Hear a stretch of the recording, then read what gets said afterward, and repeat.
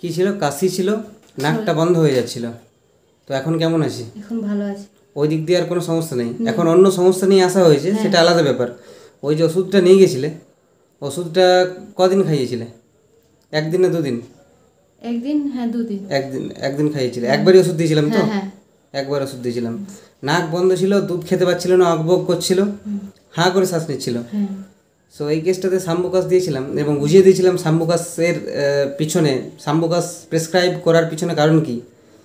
তো সাম্বুকাস দিয়েছিলাম, নাক বন্ধ হয়ে যাচ্ছিল, সাঁই সাঁই শব্দ ছিল মুখে, তার সঙ্গে কাশি ছিল। এই সিমটমগুলোর উপর সাম্বুকাস 6 পোটেন্সি রিপিটেড ডোজে দেওয়া হয়েছিল। The result is here, patient is okay. অন্য একটা সমস্যা নিয়ে পেশেন্ট এখন এসেছে, সেটা ট্রিটমেন্ট হবে। তো ওষুধটা যে সেদিন খাওয়ানো হলো, কতক্ষণ পর থেকে ঠিক লাগছিল? তারপর দিন থেকে নাক জামারে কিছু ছিল না। Sambucus is a very good medicine of nasal obstruction. এটা আবার একবার দেখিয়ে দিলাম।